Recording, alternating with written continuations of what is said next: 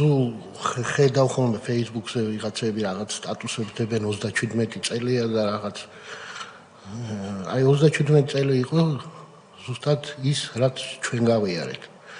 როდესაც ღამის 3 საათზე შემოვარდნენ სახლში ცრუ ბრალდებით სრულიად უდანაშაულო ადამიანები დაგვიჭირეს. გვაწამეს, გვაღიარებინეს ის რაც ჩვენ არ ჩაგვიდენია, მით უმეტეს სამშობლოს ხალადი. დაგვემუხდნენ მე შემდგომში, რომ აი ეს მოკლედ რო ვთქვა და დღევანდელ დღეს ახლა ჩემი როგორც ერთი რიგითი მოქალაქის ყოველთვის მადლიერი ვარ. ყოველთვის მადლობას ვეთქვი ბიძინა ივანიშვილს და იმ პოლიტიკურ ძალას, რომლის წყალობით დღეს უამრავი ადამიანი გადარჩა და ცოცხალია. ნაციონალური მოძრაობა რო ყოფილიყო სათავეში დღემდე მოსულიყო, ხო? აი ჩათვალეთ, რომ მინიმუმ ერთი ადამიანი დაიღუპებოდა დღეში. ეგ იყო ჩვეულებრივი სტატისტიკა საპატიმროშიც და ისეც.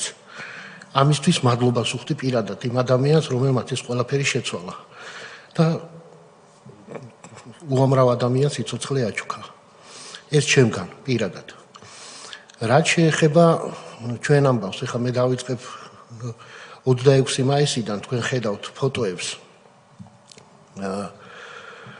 ამ ფოტოებმა გამოიწვია საერთოდ საკმაოდ დიდი რეზონანსი. იმიტომ რომ ეს არ იყო მიტინგის დაშლა, დარბევა და რამე, ეს იყო განადგურება საკუთარი ადამიანების. მე საპატიმროში შევიტყვე იმის შესახებ, თურმე მე გადამიღია ერთ-ერთი ის ადამიანი, რომელიც შემდგომში სახურავზე აღმოაჩინეს, რომ ამათ მიყავდა ცოცხალი. მე არ ვიცოდი ამის შესახებ, წარმოდგენა არ მქონდა, იმიტომ რომ ჩვენ ვაკეთებდით რეპორტაჟს.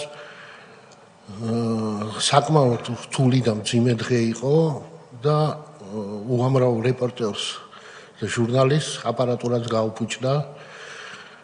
ყველაზე მთავარი ის იყო 26 მაისს არა მარტო მომიტინგეებს, არამედ ჟურნალისტებს ცემდნენ უმოწყალოდ, ესროდნენ უამრავი მაგალითები ამისი.